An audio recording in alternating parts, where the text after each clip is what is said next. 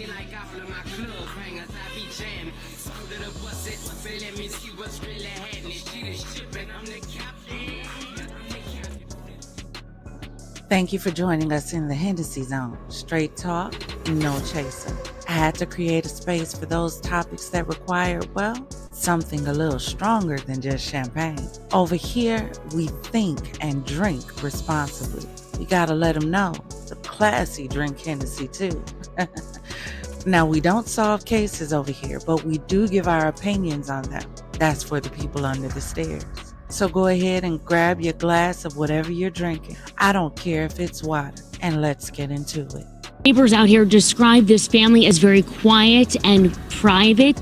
This is very shocking for everyone. And you can see behind us, this is still a very active scene. In fact, we just watched as the medical examiner removed the 2 bodies of the teenagers who were found killed in the basement here. Cops have been out here for going on 12 hours, and they still have a long day ahead of them. A quadruple homicide has broken the silence of a quiet neighborhood. They're real quiet. They stayed to themselves. I mean, the kids, I've seen them walk by here. They're very respectful. Police tell us a blended family lived here. The father accused of attacking his wife, Faith Green, and killing his 2 teenage stepchildren and his 2 younger girls. Family friend Bridget Baker says Green lived for her 4 children. A beautiful person, very outgoing, caring of her family, just a loving person. You know, there's not too much more you can say about her. Police say the father and stepfather called 911 around 1:20 this morning, claiming he killed his whole family. Investigators found him sitting on the front porch, waiting to be arrested. Inside the home, police say they found the 2 older children, 17 and 19, shot and killed in the basement. The younger girls, 4 and 6 years old, were rushed to the hospital with their mother. We're told the girls died, police believe, from carbon monoxide. They believe the father put them in the car, manipulated the tailpipe, and killed the girls with exhaust fumes that filled this car. I know the little ones, I mean, just typical children, you know, outgoing, just like their mom. Always just a joy to be around when they were in my company. Their mother, Faith Green, was stabbed and shot but is alive. Baker says the couple did have marriage issues. She says there were red flags. There were some, but she really didn't share a whole lot with me. But there were some problems going on in the household, from what I understand. They separated for a little while, and then she was back maybe 4 or 5 months later, and they've been there ever since.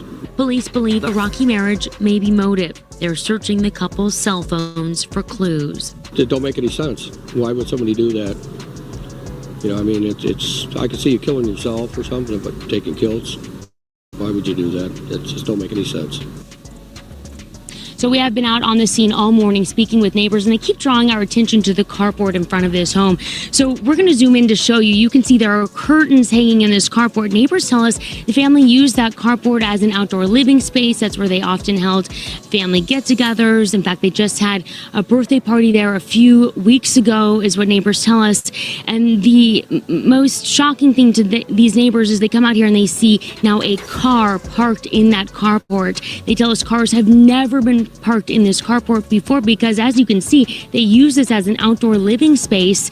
Well, that is where police believe these 2 young girls were placed in that car and breathed in those exhaust fumes and then eventually died. So that is a car. You can't see it. It's being blocked right now, but that car was backed up into that carport. So just a heartbreaking story out here as these details continue to be divulged and revealed throughout this investigation. We will continue to stay on this throughout the day. Reporting live in Dearborn Heights, Shelley Childer, 7 Action News. Simply unimaginable, Shelley. Thank you so much for the live report. We want to listen to some of the clips now of what officers were facing as they arrived at the home. For the family trouble, was called in by Taylor. When they went to the location there, told her that he killed his family members in the house. Trying to get him to secure the weapon or put it down. There's 2 that are breathing, 1 appears to be alive. Our crews will be on top of every angle of this breaking news story all day long. Make sure to check with 7 Action News and WXYZ.com. We learn how Gregory Green, the man charged with murdering his 4 children, earned his parole. Good to have you with us for Local 4 News at 6. 2 weeks to the day after the quadruple Dearborn Heights murders, and the surprises just keep on coming. But listen to this, Devin. Gregory Green earned his parole 8 years ago, and the help came from the now grieving grandfather. Rod Maloney joins us now. He's got this part of the story. You've been on this from the start. And can you tell us more about this new and stunning revelation? Well, yes, it turns out that Gregory Green, the man who's charged with murdering the 4 children, had a good relationship with his future father-in-law because he was also his pastor. And his father-in-law had gone to bat for him to get him out of prison on his first murder. Faith Green unexpectedly appeared in court today in a wheelchair, a puzzling question all along what and whether she knew about her husband's murderous past. Faith's ex and father of her 2 oldest children, Chadney Allen Sr., told Local 4 News the day after the carnage. I didn't know any of that, and I'm surprised. I'm so shocked. I'm wondering, did she know about it? You know, how could she not know about it and be involved with someone like that? She had 2 kids with the guy. Well, it turns out Faith and her family knew well Green served 16 years in state prison for stabbing his pregnant wife to death in 1996. MDOC documents chronicling Green's repeated attempts at parole show Faith's father, Apostle Fred Harris, seen here at the funeral, back to the camera and the gray hair, not only knew Green, but visited him in prison and even wrote support letters. In an August 2005 letter to the parole board, he said, quote, "Gregory and I were friends before his mishap, and he was incarcerated. I feel he has paid for his unfortunate lack of self-control and the damage he has caused as much as possible and is sorry. This will not restore the lives that were taken. He will carry that with him for the rest of his life." Then the next year he wrote, quote, "While interacting with Gregory, I have noticed a great deal of growth and his understanding has matured quite a bit," end quote. Meantime, Michigan Attorney General Bill Schuette is deeply concerned only 2 parole board members approved Green's 2008 parole. We'll look at it. I'm sure there are a lot of interested people looking into this, and I'll be one of those. Usually it takes 3 people to sign off on a parole, but the first 2 had actually voted the same way, which means it was an automatic win in that particular case as it pertains to just that parole. So they'll be taking a look at that. But it should be pointed out here that the father-in-law, Fred, was the pastor, and it was part of his ministry to try and help out people in prison. And when he got out in 2008, Gregory Green, when he got out, it was 2 years later that he married Fred's daughter. Back to you. So I want to ask you, did Fred introduce Gregory Green to his daughter? I mean, have you been able to reach Fred Harris? They were in the same church together. We don't know the specifics of that, Carmen. And in fact, I reached out to Fred today to try and talk to him. We got him on the phone, and he said that he's just desperately trying to pull his family together and deal with this terrible tragedy. But he said perhaps sometime down the road we can talk to him, and when we get that opportunity, we will certainly be asking that question. Yeah, I don't blame you. Our Rod Maloney reporting for us live.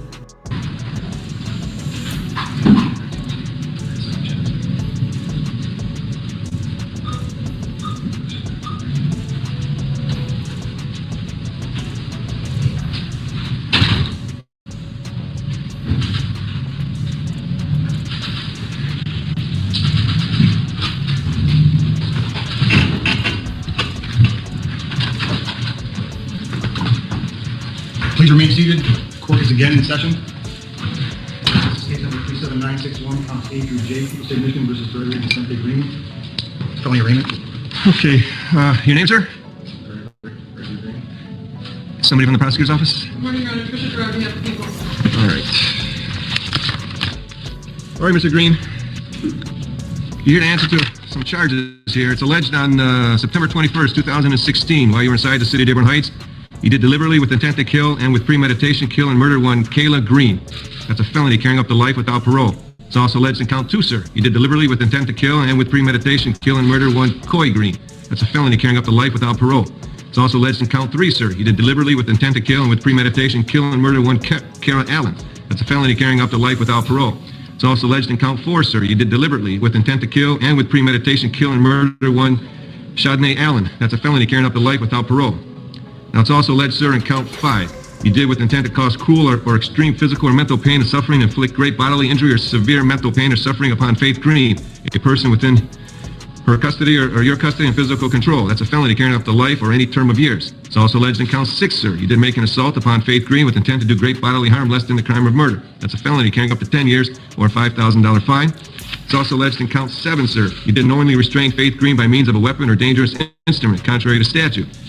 This is a Tier 1 offense under the Sex Offender Registration Act, sir. That's a felony carrying up to 15 years and or $20,000 fine. It's also alleged in count 8, sir. You did possess or use a firearm when ineligible to do so because you had been convicted of murder second degree. A specified felony and the requirements for regaining eligibility have not been met. That's a felony carrying up to 5 years and or $5,000 fine.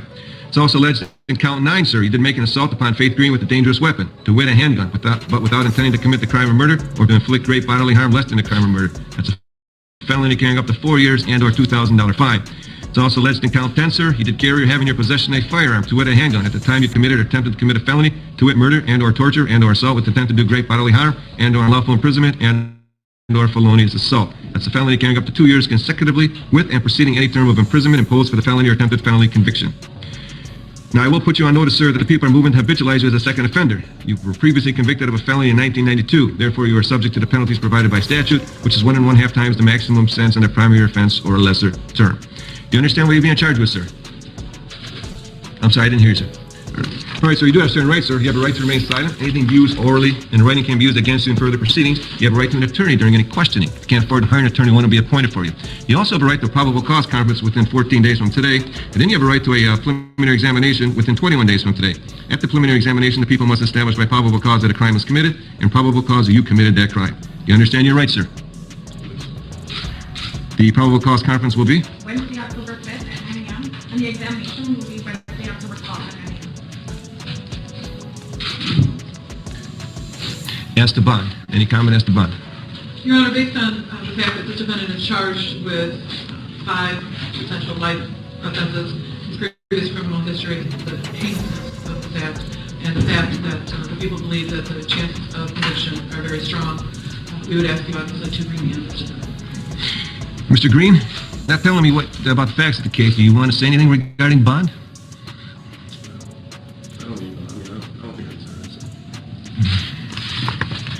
All right. I mean, due to the nature of these charges and the seriousness of these charges and the propensity of the ramification of these charges, and I am going to adopt the recommendation. I'm going to remand this to the Wayne County Circuit, to Wayne County Jail without bond. Thank you, Your Honor. Did he fill out a court appointment? Yeah, have him fill out. All right.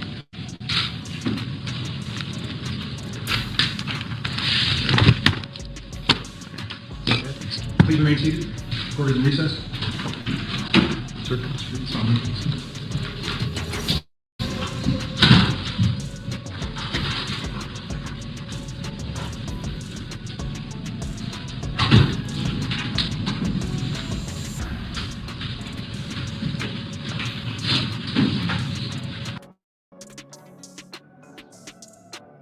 So we're going to discuss the particulars of this case, and I would love for you to drop in the comments and let me know if you would be interested in jumping on a panel and having a live discussion, because I do have a question that I want answered and I would like for us to discuss it, but discuss it live. So if you're willing to be on an open panel and have a discussion about the question that I'm going to ask at the end of this video, drop in the comments and let me know. Hennessey Zone.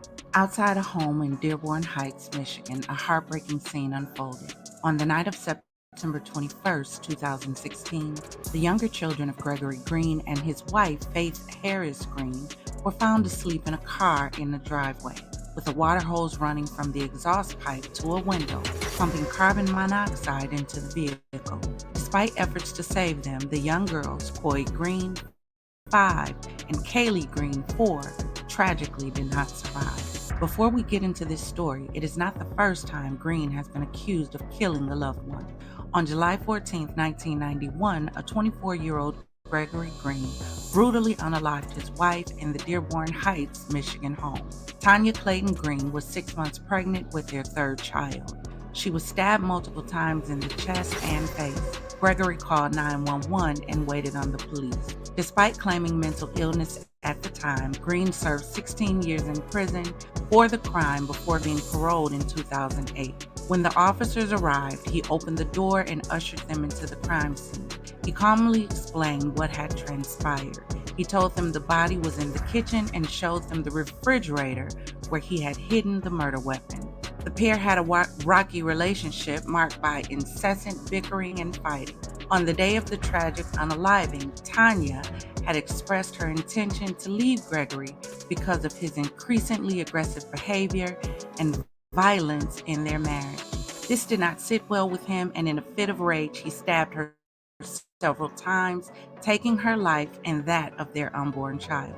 He was sentenced to 15 to 25 years in prison after he pleaded no contest to second-degree unaliving. No contest basically means I'm not saying I'm innocent, but I'm not saying I'm guilty. But please tell me, how in the hell is this second-degree murder? Someone please tell me how this is only second-degree murder. Green was paroled in 2008 and his fifth attempt at being freed from prison. Fred Harris, the father of his future wife, Faith Harris Green, was among those who fought for Green's release from prison. The recent events unfolded when Green called 911 to confess to the murders. When police arrived, he calmly explained what had transpired. Green told them he had killed his family. What they found was a grisly scene inside and outside the home. According to the Detroit News, here's what happened. The elder son was forced at gunpoint to bind the hands of his sister before both were unalived with 3 shots as the injured and slashed mother watched from a couch. Dearborn Heights police said they received a call from 911 at 1:15 a.m. September 21st and went to the home on a family trouble call possibly involving a gun. After meeting Green outside, they found Chadney Allen Jr., 19, and Kara Allen, 17, shot to death in the home's basement with their mom, Faith Harris Green, wounded but alive nearby. The Allen siblings' younger sisters, Coy Green 5 and Kaylee Green 4, were found in a Nissan Maxima outside the home with carbon monoxide pumping through the vehicle. He told them the locations of the deceased in the basement and told them he was responsible. Gregory Green, 49, has been charged with the 4 counts of first-degree premeditated unaliving, torture, assault with intent to do great bodily harm, less than unaliving, unlawful imprisonment, assault with a deadly weapon, and other weapon charges for the unaliving of the children and the attack on his wife. According to the account of the crime, Gregory Green allegedly bound and gagged his wife first and sat her down on the basement couch. He shot her in the foot and slashed her across the face several times. Green then took his stepchildren, Kara and Chadney, to the basement. He forced Chadney to tie his sister's wrist with white zip ties and duct tape. He bound Chadney similarly and placed him next to his sister on the floor. He then executed them both while the mother was forced to watch. According to the autopsies, Chadney was 6'1", 200 pounds, also had abrasions on his face and right foot. His thighs and feet were bound with duct tape. He had been shot in the left ear and twice in the back. Besides her wrist, Kara, who was 5'5" and 114 pounds, was bound at the thighs and ankles with duct tape. She had been shot in the top of the head and twice in the back. Now, how did this man get out of prison after his first unaliving? Well, I'm glad you asked. Gregory appeared to be well behaved in prison.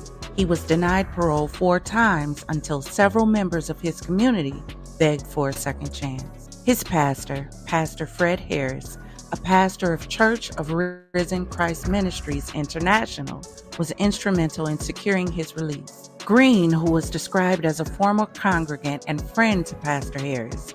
Pastor Harris was influential in Green's release by sending letters to the parole board supporting his release. He described Harris as a man of good behavior whom the devil manipulated into committing the horrific crimes. See, this is that devil made me do it generation, and I'm convinced sometimes the devil just sits back and says like, bruh, this ain't got nothing to do with me. Unless you are saying that this man was demonically possessed on multiple occasions, then we have to start admitting that this is true. The devil has no more power than you give him over your life. He doesn't. He can't make you do anything, say anything, or act any kind of way. Can he influence? Yes, but you have to give him the power to do so by accepting his suggestion. Do you know why I don't like the whole devil made me do it scenario? It's because it negates responsibility. It's just another way to sit back and say, I'm not responsible for this. The devil is the one responsible. Now, before someone jumps in my comments with the devil can't, even in the movies, the only way the devil has any ability to control anything is he had to be let in. So yes, I have seen some situations where I said this is just demonic, but I have seen other situations where I said, no, this person is just pure evil. And according to the story, other members of his community also wrote letters pleading his release. Following these pleas, Gregory was finally released in 2008. He continued to be very close to Pastor Harris, and 2 years later, on December 18, 2010, he was married to the pastor's daughter, Faith Harris. Before Gregory's release, Pastor Harris promised the parole board that he was going to help in his rehabilitation. Notice he did not say let him out because he is rehabilitated. He said he is going to help in his rehabilitation. And you gave someone who was not completely rehabilitated, you gave that man your daughter's hand in marriage. Wow. So when he gave his daughter's hand in marriage, he was convinced that Gregory was a transformed man after only 2 years. The marriage started on a good note, and the couple had 2 children, Coy and Kaylee Green. 3 years later, as the facade began to wear off, he became controlling and violent. He started mistreating Faith the same way he mistreated Tanya. The violence continued to escalate, and Faith wanted out. She was tired of being controlled and mistreated, and she wanted a divorce. She tried obtaining a personal protection order against him, but this was not granted because the authorities believed she didn't have a tangible reason for the request, and she did not disclose his previous conviction details.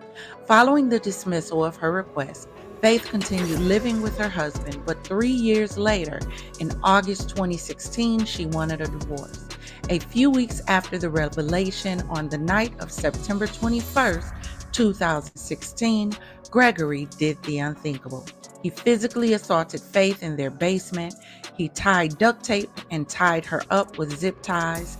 After he made sure she was bound, he went upstairs and forced her 2 children to the basement, Chadney Allen 19, Kara Allen 17, and Coy Green. Faith watched as he put bullets in their heads. He unalived them execution style. Once the 2 teens were deceased, he put their 2 children in the family car and connected a hose from the car's exhaust pipe to the interior. The 2 girls died of carbon monoxide poisoning, his own 2 children, mind you. And when he was done, he called 911 and waited for the police to arrive. Gregory was sentenced to 45 to 100 years in prison for the murders in February of 2017, with 6 to 10 years for additional charges. So this story has a lot of layers, right? We have Tanya, the ex-wife, who had 2 children with him, and she was pregnant with her 3rd. So we have 2 children without their mother, right? We have a pastor and church community that advocated for his release.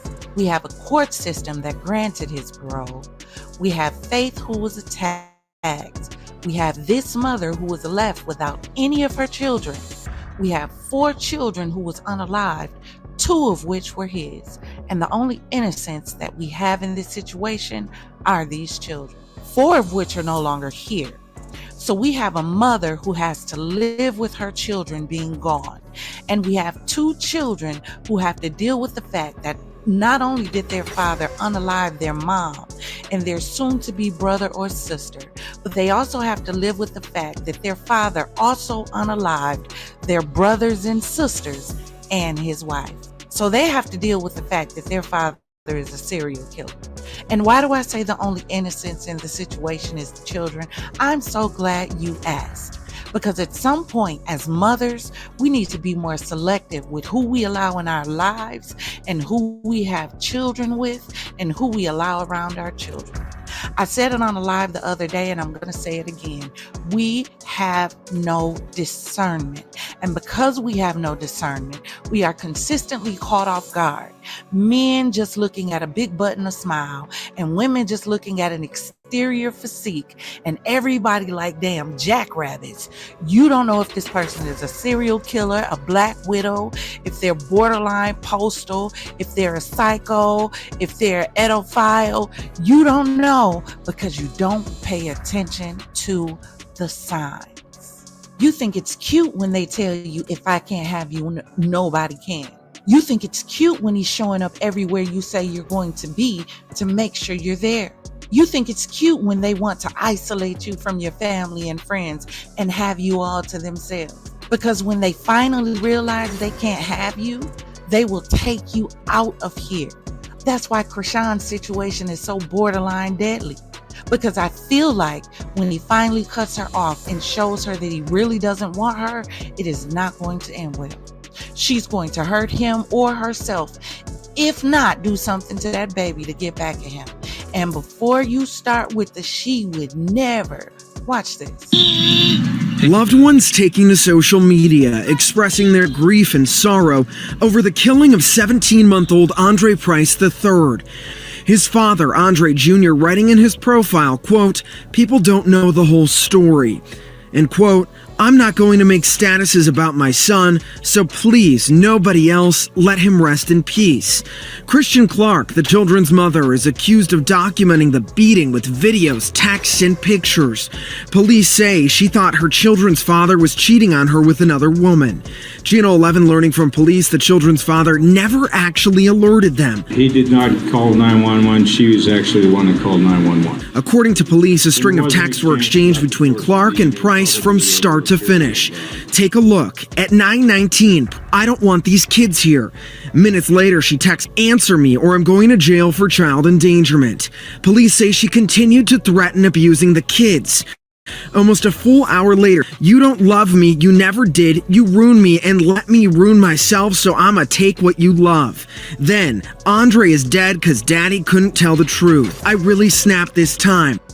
So please put the bull-ish on pause. This isn't my day to deal with bull-ish. It's called obsession. She's obsessed with Blueface, and obsession is dangerous. It is not love. There is nothing normal about not being able to breathe or think without somebody, because if that next breath is threatened, what do you think happens when someone is struggling to breathe? They're going to do anything they have to for that next breath. So if you're that person's next breath and they can't have you, what do you think they'll do to get it? And on the flip side, she is his possession and he'll do anything to hold on to her. That's why this relationship is so toxic. We have no discernment. We can't tell the difference between love and lust, obsession and love. We can't tell whether we're dealing with the prince or the frog, Cinderella or the wicked witch of the West. We're so entranced by looks because what could this man have possibly told her that would make her say, yeah, baby, to hell with that murder conviction. That's mine. And that's what you're going to settle for. I'm going to stick beside him. That's my man. I'm sticking beside him. And then Crazy show up and we're so shocked. No, Crazy didn't just show up. Crazy been there. We just refuse to see the signs or we ignored them. But bigger than that, y'all somehow think it gives you the okay to bop your dude upside the head, not realizing he is not Blueface, so he has nothing to lose. You support her because you're trying to live vicariously through her, because deep down she's doing the things you wish you could, but you know better. Because if it were not true, why aren't all the Krishan fans out randomly punching people in the face? Because y'all know there's consequences behind those actions. Have I played the fool for a Negro? Yes, but not a damn fool. And some of us are just addicted to danger. We are danger junkies, thrill seekers, who find themselves addicted to the excitement and unpredictability responsibility that comes with being involved with dangerous men. Yeah. We get drawn to the adrenaline rush of living on the edge, even if it means risking our own safety and well-being. And somehow, we think we have the power to change or to fix them, especially church girls, especially if you grew up in the church. And when I say grew up in the church, I mean Sunday school, Sunday morning worship, YPWW, Sunday night service, Bible study, Wednesday choir rehearsal, Thursday prayer, Friday night service, Saturday adult choir, and whatever else is going, just to start it all over again on Sunday. I mean, grew up in church. Y'all didn't hear what Wale said when he said, and hood girls want a smart nigga, college girls all want a thug, so it seems we feed for what we don't need.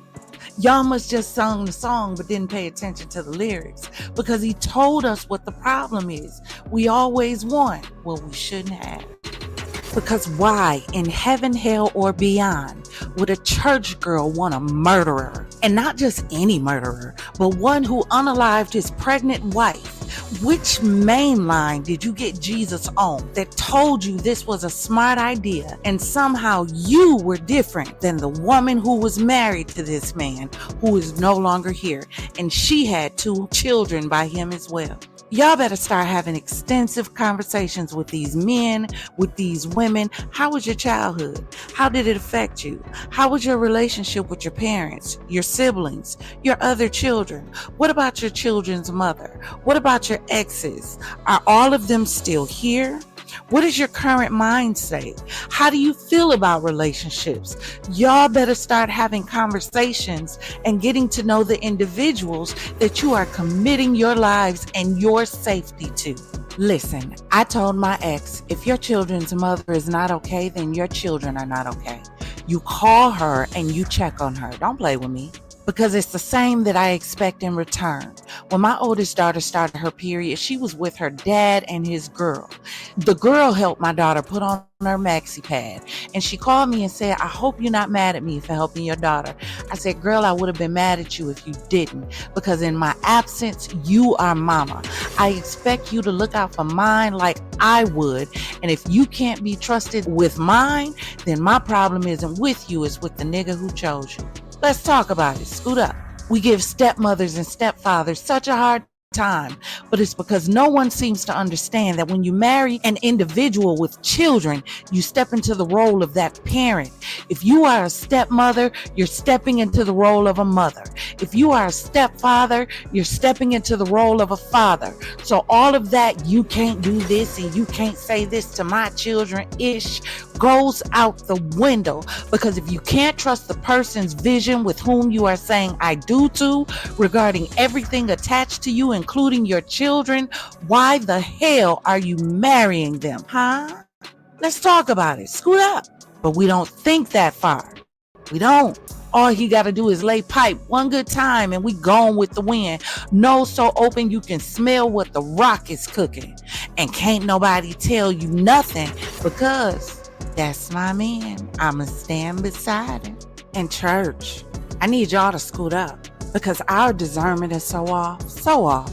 Shootings in the church, robberies in the church, pastors being brought down. What are we doing? Like, give yourself a chance. What are we doing? But we can't, because we're too busy not trying to be them, as everyone states, but we refuse to admit that we are them. Yeah. We struggle just like y'all do. Our flesh tingles just like yours. When we get upset and angry, we cuss too. Some of us are very bilingual. We speak Jesus and cuss fluently. Do you know why? Because we all have sinned and come short of his glory. Every single one of us. No one sitting in a building is exempt. We don't always seek God first, because how in the name of God could a pastor believe that within 2 years, a man who has never taken responsibility for unaliving his pregnant wife was suitable to be returned to the public and to be a husband to his daughter and a stepfather to his grandchildren? Please make it make sense. Where is our power? The The Bible says these kind come out but by fasting and prayer. How much praying and fasting were you doing? If it's demonic, when did you identify its name? When did you take authority over it? When did he accept Christ? Everybody who goes to church doesn't know God. Everyone who quotes scripture doesn't know God. And that's why so many of y'all have such a bad taste in your mouth right now about the church. It's because you ran into church folk and not Christians. You ran into some people who were cosplaying, not blood-bought believers of the Most High God. Because how? Salvation does not discount accountability. This man unalived his wife. What do you mean let him out? And how do we have a judicial system that sat back and said, oh, now he understands he's wrong? You're talking about the man who called 911 and told you what he did and directed you to the bodies. He knew what he was doing when he did it. We lock people up on weed charges for longer than this, but we release people on murder charges. How much more backwards can we get? Now, I would love to jump on a live with y'all and have a conversation, an open panel discussion, because I would like to know, do you think women should be responsible for who they allow in their lives in these kind of situations? Let's have a conversation about it. Now, it won't be tonight because it's a little late, but I'll record a short video to let you know when we'll actually do it, because I really want to do this on live, but I don't want to be on live by myself. So drop some champagne glasses in the chat if you want to discuss this on live, and if you're willing to be on the panel, put panel next to it. Consider becoming a confidant. Hit that like and subscribe button. Also the notification bell, so you'll be notified when we jump into the Hennessey Zone or the Chalet for a new show. Consider supporting the channel. Right now, all proceeds that you send are going to assist my daughter who recently lost her baby.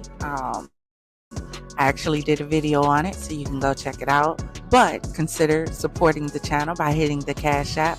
It would be greatly appreciated. Now take those glasses and raise them high. Hennessey, and a dude, think and drink responsibly and stay true. Till we meet again. Ta-ta.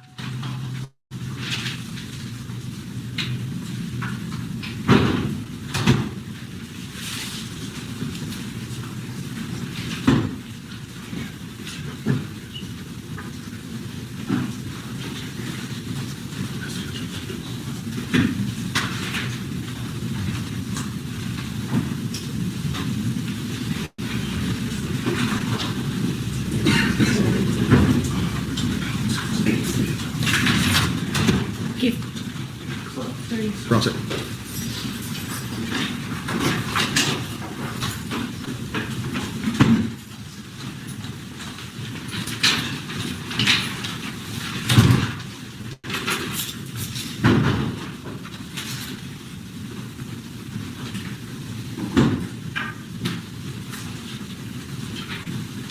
Remain seated. Court's back in session. People versus Green. Good morning, Your Honor. Tricia Drew on behalf of the people. And good morning, Your Honor. May it please Fort Charles Longstreet II, P68205, appearing on behalf of Mr. Gregory Green. Okay, we have a plea today? That is correct. My client wishes to avail himself of the Wayne County Prosecutor's Office at this time. And Your Honor, before we get to the plea, we have some other matters we need to put on the record. Competency in the exam. That's correct. All right, as far as the, want to address the competency first? Yes. All right. Your Honor, by order of this court, at the request of both parties, the defendant was referred to the State of Michigan Department of Health and Human Services, the Center for Forensic Psychiatry, for an examination to determine if he was both competent to stand trial and also a criminal responsibility exam. The defendant was properly examined and interviewed by Candace, and that's spelled with a Y, C-A-N-D-Y-C-E, Shields. She is a board-certified forensic psychology doctor employed by the Forensic Center. Based on her examination of the defendant, she has determined and opined that this defendant is indeed competent to stand trial. If you would like, I can have the report marked as an exhibit. I believe counsel will stipulate to the report. Okay. And also, that's a criminal responsibility as well. We'll stipulate to the contents of the report. And the findings of that particular report is he is not criminally responsible. Okay. And the reports are dated December 14th. Well, competency is December 14th, 2016. The criminal responsibility is January 17th, 2017. So I'd ask that they be marked as People's Proposed Exhibits 1 and 2 and admitted. Any objections? No. So admitted. I will sign the order of competency as well. Also, Ladies and gentlemen, please stay tuned as we attempt to commune with the devil.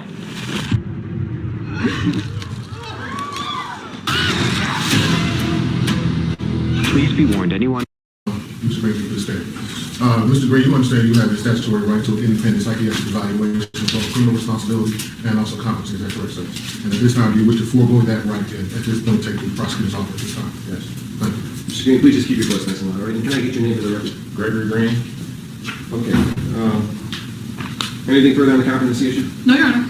Now as to the preliminary examination issue. Mr. Green, do you understand that you have an absolute right to a preliminary examination? Yes, I do. And today is the date and time set for that preliminary examination. You understand that, sir? Yes. Anybody forcing you to waive that preliminary examination? No, sir. And are you doing so freely and voluntarily? Yes. You understand at the preliminary examination that people must establish by probable cause that a crime is committed and probable cause that you committed that crime. Do you understand that, sir? Yes. And by waiving this examination, you're giving up the right to have such an exam in the future. Do you understand that as well, sir? Yes. Okay, I guess as a formality, counsel, you probably need to sign this examination. You take a moment there. That forms everything that I just stated to you, sir, and how it's memorialized in writing. Just take a second to read that, because I will overhear you on that in a second.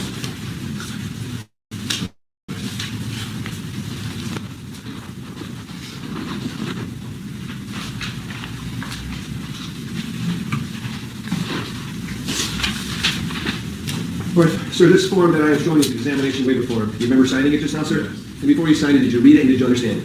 Yes, sir. I will execute the waiver form as well. I do believe it's really voluntarily understanding made. Normally, we would bind this matter over to the circuit court for further proceedings, but it's my understanding we do now have a plea. Is that right, counsel? That's my understanding, Judge. That is correct. And do you want to state the terms of the plea, please? I will, Your Honor. It's my understanding that the defendant is prepared to accept the settlement offer of the people today, whereby he will tender a plea of guilty to the following charges. Count 1, murder in the second degree of Kaylee Green. Count 2, murder in the second degree of Coy Green. Count 3, murder in the second degree of Kara Allen. Count 4, murder in the second degree of Chadney Allen.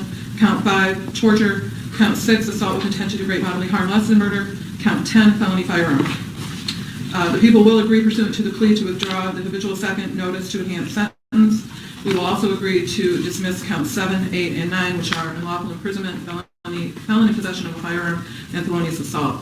This plea also has written into a sentence agreement whereby if this court does accept the guilty pleas of the defendant, he would be sentenced to a term of 45 years to 100 years in the Michigan Department of Corrections, plus 2 years consecutive for the felony firearm charge. Counsel, is that a correct rendition of the settlement agreement? It is. All right, Mr. Green, do you understand what's going on today? Yes. All right, and can you understand the English language, sir? Yes, sir. And can you hear and understand me, sir? Yes. And how old are you, sir? I'm 50. And how far did you go with your education, sir? 12. Do you consent to allowing the district court to accept the felony plea on your behalf, on behalf of the circuit court pursuant to court rules, sir? Yes, sir. And does the defense so consent? We do. And the prosecutor? Yes, sir. And sir, Mr. Green, are you a citizen of the United States? Yes. And do you understand if you had a prior felony, there could be an increase in the maximum sentence? I know this is a subject you stand in, sir. Yes. And he's not on probation or parole right now, is he? No, Judge. Okay. And you have offered to plead guilty in this matter. Before accepting your plea, the court must be convinced that you understand the following. Okay, sir? Yes, sir. If our plea is accepted, you will not have a trial of any kind, and you will be giving up the rights you would have at trial, including the right to be tried by a jury. Do you understand that, sir? Yes, sir. You'll be presumed innocent until proven guilty. Do you understand that, sir? Yes. Do you have the prosecutor prove beyond a reasonable doubt that you are guilty? Do you understand that, sir? Yes, sir. Do you have the witnesses against you appear at trial? Do you understand that, sir? Yes. To question the witnesses against you. Do you understand that, sir? Yes. To have the court order any witnesses that you have for the defense to appear at the trial. Do you understand that, sir? Yes. To remain silent during the trial. Do you understand that, sir? Yes. To not have that silence used against you. Do you understand that, sir? Yes. And to testify at the trial if you want to testify. Do you understand that, sir? Yes, sir. If your plea is accepted, any appeal from your conviction and sentence pursuant to this plea will be by application for leave to appeal and not by right. Do you understand that, sir? Yes, sir. You will be required to state orally on the record that you have read and understood all of the above and that you agree to waive all of the above rights pursuant to the advice of rights form. Does he have a copy of that advice of rights form? Yes, he does, Your Honor. Okay. Do you agree, sir? Yes. You also have a right to have an attorney present throughout the trial, and you do have an attorney. You understand that, sir? I understand. Have you had adequate opportunity to discuss this matter with your attorney, sir? Yes. Are you satisfied with the services of your attorney at this time? Yes, sir. Now, there are 3 types of pleas: guilty, not guilty, no contest. Do you understand that? Yes. Is there anything the court has said up to this point that you do not understand and wish you would like to have explained further? No, Is your plea the result of the agreement between you, your attorney, and the prosecuting attorney? Is that correct, sir? Yes. Are there any other terms to the agreement if you know, sir? No, sir. And you understand the nature of the offenses that you're pleading guilty to, sir? Yes. And you understand the maximum sentence that could be imposed in this Yes, I case? You understand that? Therefore, sir, as to the charge of murder in the second degree regarding Kaylee Green, how do you wish to plead? Guilty, sir. As to the charge of murder in the second degree as to Coy Green, how do you wish to plead? Guilty, sir. As to the charge of murder in the second degree as to Kara Allen, how do you wish to plead? Guilty. to murder in the second degree as to Chadri Allen, how do you wish to plead? Guilty. As to the charge of torture in count 5, sir, how do you wish to plead? Guilty. As to the charge of assault with intent to do great bodily harm less than the crime of murder as to Faith Green, sir, how do you wish to plead to that? Guilty. And as to the torture, it was as to Faith Green. And just Yes, sir. okay. As to the charge of felony firearms, sir, in count 10, how do you wish to plead to that? Guilty, sir. Is that the defense counsel's understanding of the total agreement? That is correct, yes. And is that the prosecutor's understanding of the total agreement? Yes, Your Honor. Aside from that agreement, did anyone promise you anything in the way of favor, leniency, probation, or anything else to get you to plead guilty, sir? No, sir. Did anyone threaten you in any way to get you to plead guilty, sir? No, sir. Did anyone indicate what your sentence would actually be except with the agreement that was placed on the record, sir? No, sir. Is it your own choice to plead guilty today? Yes, it is. Do you plead guilty because, in fact, you did commit the act with which you are charged? Yes, sir. All right. Please raise your right hand, sir. You solemnly swear and affirm that the testimony you're about to give will be the truth, the whole truth, and nothing but the truth, so help you God. Yeah. All right. Can you tell the court, in your own words, what you did on or about September 21st, 2016, as to count 1, murder in the second degree, Kaylee Green? Unfortunately, I took the life of Kaylee Green and Coy Green, Chadney and Kara, step children. Used a felony firearm and shot my ex-wife in the foot. Okay, well, you indicated you took the life of Kaylee Green, Coy Green, Kara Allen, and Chadri Allen. Is that correct, sir? Yes. All right. You took the life. How did you take their life, sir? I left my 2 girls in the car.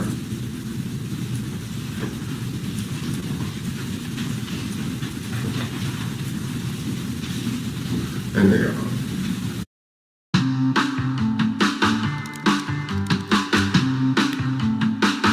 I have an idea for a It's gas, carbon monoxide, and Karen shot down. Okay. You indicated by carbon monoxide and by shotgun. Is that correct, sir? Yes. Which children did you do with carbon monoxide? Coy and Kaylee Green. And you poisoned them by carbon monoxide? Yes, they were poisoned, as they say. And as a result of them poisoning? And they died. What about Chadri and Kaylee? I shot them both, and they passed. That's where they died. May I go out here, Your Honor? Maybe it'll help expedite due to the number of charges that we have. You may. Okay, Mr. Green, I'm just going to ask you some questions and answer the question. You are under oath. Each question that I ask you, and if you need to confer with your attorney in between, you let Mr. Longstreet know, okay? As to counts 1, murder in the second degree of Kaylee Green, count 2, murder in the second degree of Coy Green. On September 21st, 2016, at the location of 4431 Hip in the city of Dearborn Heights, County of Wayne, State of Michigan, did you at that time place your daughters, Kaylee and Coy Green, in a motor vehicle in the garage at that Hip Street address? Yes. Okay. And at that time, had you done something to that motor vehicle so that the exhaust from that motor vehicle would be, rather than being pumped into the outside air, be pumped into the interior of the car where your 2 daughters were? Yes. Okay, and you did that, placing your daughters in that car that had been modified to put the exhaust into the passenger compartment of the vehicle. Did you do that knowing that that act had the natural tendency to cause death or great bodily harm to both Kaylee and Coy Green? Yes. Okay. And they did ultimately pass away from the carbon monoxide inside the interior of the vehicle, correct? Yes. All right. People are satisfied as to counts 1 and 2, Your Honor. Defense is satisfied as well. All right. As to counts 3 and 4? Counts 3 and 4. Count 3, murder in the second degree of Kara Allen. Mr. Green, on September 21st, 2016, at the Hip Street address, Did you possess a firearm? Yes. And was that a handgun? Yes, it was. Okay. And did you use that handgun to shoot Kara Allen? Yes, I did. Did you shoot her multiple times? Yes. Okay. And did you know that by shooting her multiple times, the natural tendency of that act would cause her death or would cause her great bodily harm? Yes. All right. People are satisfied as to count 3, Your Honor. Defense is satisfied. Count 4. Count 4. Again, Mr. Green, at the Hip Street address on September 21st, did you use that handgun that you just admitted to possessing to repeatedly shoot Chadney Allen? Yes. And did you know at the time that you repeatedly shot him that the natural tendency of that act would cause his death or great bodily harm? Yes. And did it indeed cause his death? Yes, I did. Okay, people are satisfied as to count 4, Your Honor. Defense is satisfied. All right, as to count 6. Actually 5. Torture, Judge? I'm sorry, count 5 first before count 6. Thank you. At the Hip Street address on September 21st, 2016, on that date you were married to a Ms. Faith Green, correct? Yes. Okay, and was she present at the location at the time that you shot both Kara Allen and Chadney Allen to death? Yes. Okay, did you shoot those children in front of their mother, Ms. Faith Green? Yes, I did. In addition to doing that, did you also shoot Ms. Green in the feet? Yes. And did you also cut Ms. Green multiple times on her face with a sharp object? Yes, I did. Okay, and did you do those things with the intent to cause cruel or extreme physical or mental pain or suffering to Ms. Green? Yes. And do you believe that those actions actually did inflict great bodily injury or severe mental pain and suffering upon Ms. Green? Yes, I did. People are satisfied as to count 5, Your Honor. Defense is satisfied. Count 6, please.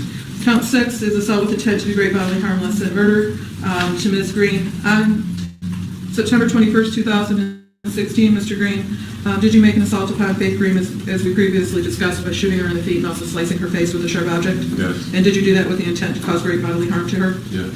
People are satisfied, Your Honor, as to count 6. Defense is satisfied. And finally, as to count 10. As to count 10, Mr. Green, you've already indicated you have possession of a firearm, but during the time of, while you were committing the crime of second-degree murder, torture, and or assault with intent to do great bodily harm, did you possess that firearm? Yes. And that was all on September 21st, 2016, correct? Correct. People are satisfied, Your Honor. Defense is satisfied with factual basis. Okay, is the prosecutor satisfied the court has complied with rules? I believe it's 6.302, I believe it is. We are, Your Honor. Is the Defense is defense satisfied. all right. I will therefore accept the plea as offered freely, voluntarily, understandingly, intentionally, may find that the defendant did commit the acts with which he is charged and to which he has pled. This court has not agreed upon a possible sentence with the prosecutor or defendant, except as stated in the settlement agreement, or acting in the interest of either. I also acknowledge receipt of the original information for the file. Do you have copies of the, you have copies of the information, is that correct? Yes, We sir. do. This matter is hereby then bound over for sentencing in the circuit court before the Honorable, do we have that information?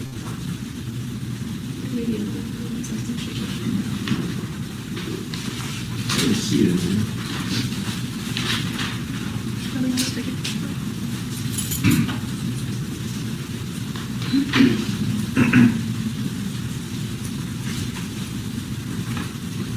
Do we have notice of who the sentencing judge is going to be? I don't, Your Honor. We probably won't know until It was 2 or 3 days from now. It was my understanding. Get online in minutes. Web.com's AI Builder makes it easy. Simply tell us some info about your brand, and in a minute, the AI Builder designs. That the clerk will advise us of that information. Is there a problem that we don't have the name of the judge that's going to sentence Mr. Green? Not at this time, no. No, Judge. All right. I am ordering a pre-sentence report to the Adult Probation Department. We'll continue the bond as previously ordered. Do we know date of sentencing, though, Judge? The dates. Or no?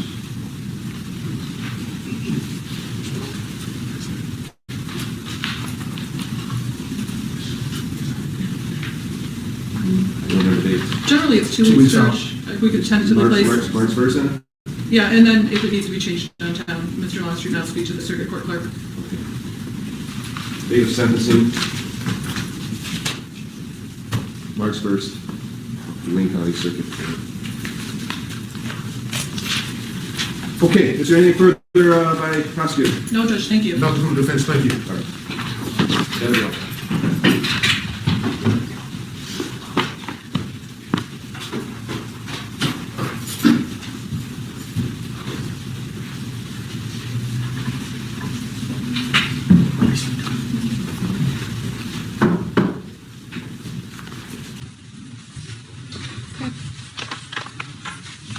Calling case number 17-1434, the people of the state of Michigan versus Gregory Green. We're here for a sentencing. Appearances, please. Good morning, Your Honor. Tricia Gerard, on behalf of the people. Good morning, Your Honor. May it please the most honorable court, Charles Longstreet, the second P68205, appearing on behalf of Mr. Gregory Green. Today is the date and time set for sentencing. I have gone with the precinct investigation report from the client. It is factually accurate to its content, however, there are corrections and additions or deletions to be made to the sentencing guidelines. Okay, let's go over those. It's my understanding there was an agreement that PRV2 was incorrectly scored at 5 and should be 0. That's correct, Judge. That's correct. And that reduces the total PRVs to 45 with a level D. And I believe the other issue was with respect to OB10 and how that should be scored. That's correct, Your Honor. Go ahead. Your Honor, OB10, as you know, pertains to exploitation of a vulnerable victim. 15 points is normally scored in cases where there is predatory conduct involved. In this case, based on the facts as we know them to be, I definitely think that OB should be scored at 15 points. The facts of this case indicate that Mr. Green prepared for these murders. He shopped at a Home Depot a week before. He bought piping so that he could alter the exhaust system of the car where the two youngest children were ultimately asphyxiated. He knew what he was going to do. He planned it. And I think by nature of that alone, 15 points should be scored for predatory conduct. Additionally, we have the domestic relationship with Faith Green. She is also a victim in this case, victim of the torture count and the assault with intent to do great bodily harm count. I also think that in his planning of these crimes, that she was preyed upon and she is a vulnerable victim. So at the very least, 10 points is appropriate. Okay, go ahead, Mr. Longstreet. Defense reasoning for discretion. Okay, as we discussed in chambers, OB10, it's my understanding exploitation of a vulnerable victim means exploiting essentially the weakest in the herd, which would be someone either the elderly or someone with a mental disability. Otherwise, nearly all conduct with any intentional crime would be considered predatory. I do agree with the people that it should be OB10 because the offender exploited his domestic relationship with Ms. Green. So I will score that, which takes us to 315. Given the fact that the PRV level is now D, what does that make the guidelines? It makes the guidelines... Because it would not change the OB levels. No, the OB doesn't change. It's still a level 3, Your Honor. So that makes us 270 to 450 months. Defense agrees. For the murder 2 counts and the torture. Okay. Are there any victim impact statements to be made? Yes, Your Honor. At this time, Faith Green, the mother of all 4 children, would like to make a statement. I have asked your deputies if it would be okay if one of her sisters stood with her just for moral support. It's absolutely fine. For the record, I have read 2 impact statements. One from a paternal aunt and one from April Manning.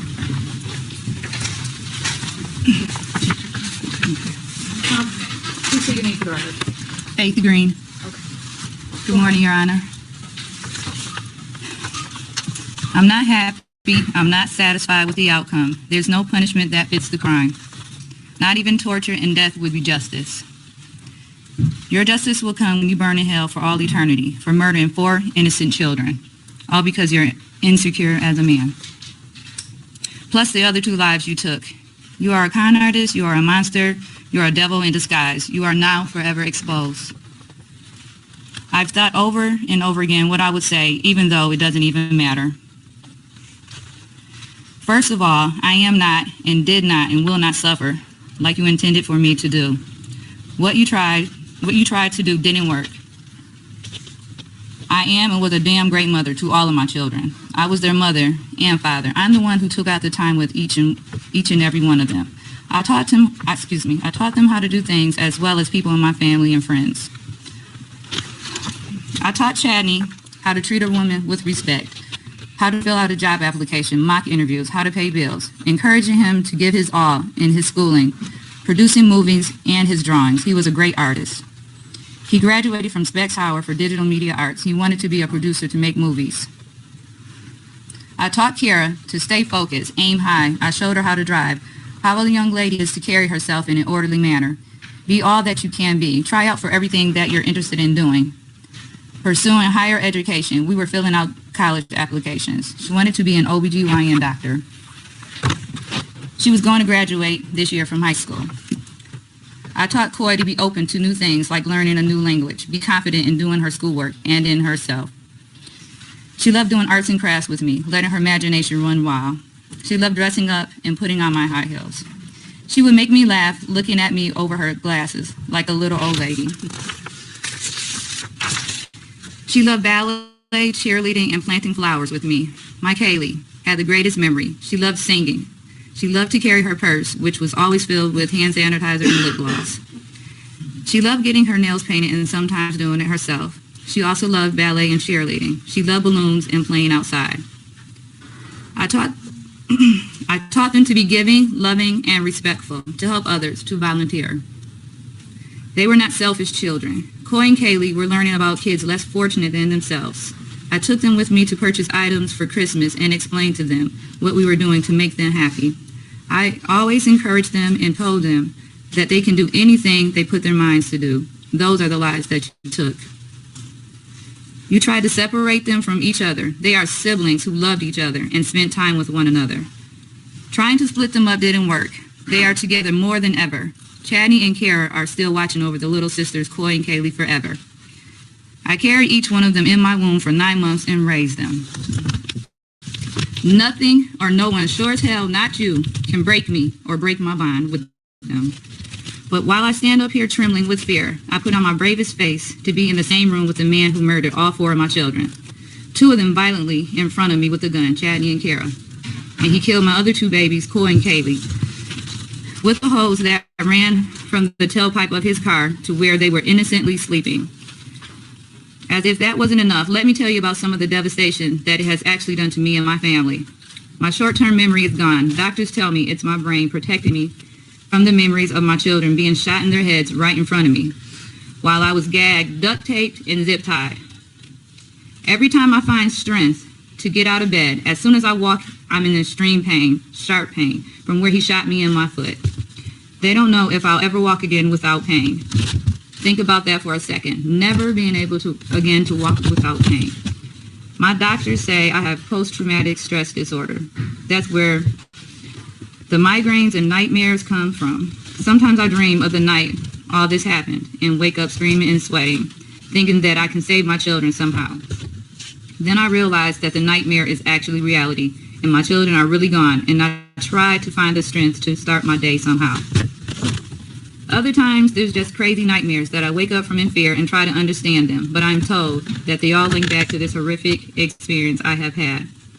I can't think of the last time I really rested without medication. I can still feel the zip ties around my wrists, and it triggers horrible memories of that night. There's times I find myself drifting off into thought and then realize I'm not thinking of anything. I'm empty. Lost. I'm lost, not really knowing what to do with myself, just existing day to day. I miss my children so much that words will never be able to explain. All I ever wanted to be was a mother, a wife, have a happy family, raise my children to be productive members of society, and be happy. The reality I face now is this will never happen for me. Time will never heal this wound. I will always be empty. A part of me will always be missing. If the day ever comes when I do wake up, and it's not the first thing that I think about, when I look in the mirror, I will always be reminded by the scars he put on my face, cutting me from my ears to my chin with a razor blade. The pain on the left side of my face never goes away. He cut me so deep that it severed multiple nerves that may never heal correctly. I lost so much blood. I was in critical condition for days. I should have died. Some days I wish I would have. He has scarred me for life. My whole family is devastated emotionally by what has happened. But it has extremely been hard on my parents. They love their grandchildren with all their hearts. My mother had and has been in the hospital a few times, but my father is taking it the hardest. He's not the same person he once was. The stress has taken a toll on his health. 2 weeks ago, he was taken to the hospital because he had a stroke. I honestly don't know where to go from here. I'm numb. There's a hole in my heart and soul that can never be repaired. The loss to me is so big that I will never truly recover for the rest of my life. I will be forever in pain and heartbreak. This wound will never heal. This wound will never heal. I would like to thank the court and you, Your Honor, for the time you have allowed me to speak. I would like to thank the prosecutor's office and staff and all the police officers who helped in this case. In closing, I understand the recommendation of the sentence, but I would like to recommend, as a victim myself and the mother of all 4 murdered children, life in prison without the chance of parole. Thank you. Grace Green. Anything more from the people? Your Honor, just a few statements to make. I would note for the court, and I believe you mentioned that there were a couple of typewritten victim impact statements from the Allen side of the family. Would also be remiss in not mentioning that there are members of the Allen side of the family in court today. They have chosen not to make a verbal statement, but I have assured them that the court has considered their statements in the sentencing today. I'd also like to make it clear that as a prosecutor, I've been involved in this case since the night it happened. Every police officer, every victim advocate, every prosecutor that has looked at this file or touched this file or worked on this file will forever be affected. I tried to think of what I could say today, but honestly, Judge, there just aren't any words. It is tragic, it is heinous, it is beyond evil, it is unconscionable what this man has done. And as Ms. Green stated, these scars will never heal. They never will. Also, I would like to make it clear that this plea agreement was not entered into lightly by the prosecutor's office. There was a great deal of consultation with the family members of these 4 children. They understand that there is a possibility of parole, but they also understand that Mr. Green sits before you as a 50-year-old man who will not be eligible for parole until he's 97. It is the sincere hope of the people in this case that that day never comes. Thank you, Your Honor. Mr. Longstreet, would you like to say anything before I give the client an opportunity to speak? The defense is respectful request that the court abide by the sentencing agreement in this matter. Thank you. Thank you. Mr. Green, is time and date set for sentencing? Is there anything you'd like to say on your own behalf, sir? I just want to say, well, first of all, thank God, no, he can judge. I do regret, and I'm sorry for what has happened. All I've ever wanted was a God-fearing helpmate that would support me and be faithful no matter what. It was dedicated to the whole family. That put aside, I have to be humble, very humble, because God knows the heart. He knows how regretful, how sorry I am. And even now, after all this, he still has a plan. And I'm not giving that up, giving up on that plan. Because God is God. And there's not one day that go by that I don't think of my girls. Not one day, often Christian and playing, and talking to their Heavenly Father. And, I pray that God be with Chad and Carol. I feel bad for how this has deeply impacted everyone. And may God help them, help me, help us all. That's all I have to say. Okay. Mr. Green, of all the tragic cases this court has seen, the fact of this one are by far the worst. Fathers are supposed to protect their children. Yes. Husbands are supposed to protect their wives. I didn't know how I would sit here this morning and get through listening to Ms. Green testify about what happened in this case yet. I look at you and you appear utterly unmoved by everything that she said. Your actions are inconceivable and beyond understanding. I hope that the families affected by this tragedy can heal. As a practical matter, this court is confident that if I follow the sentence agreement in this case, you will never be released from prison. And rather than decide to, in the event I were to say, nope, this isn't enough, the family would be forced to take this to trial, and I don't want Ms. Green to ever have to endure what happened again. She already has to live with it every day. So for that reason, I'm going to follow the sentence agreement. I'm convinced that you will be incarcerated for the remainder of your life. Thank you! Hold on. That's practically speaking.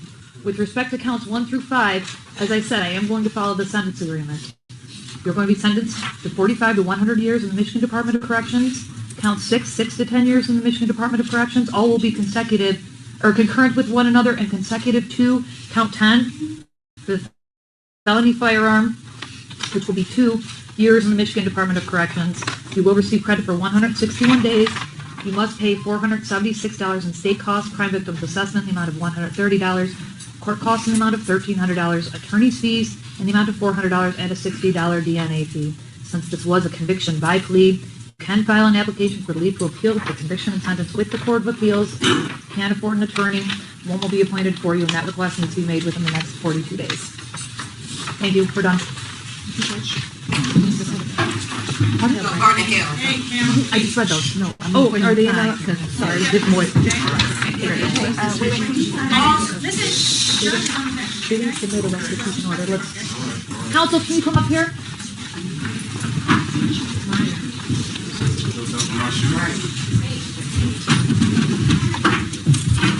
Anything submitted on restitution? No. Outburst, I said accurately. Yeah.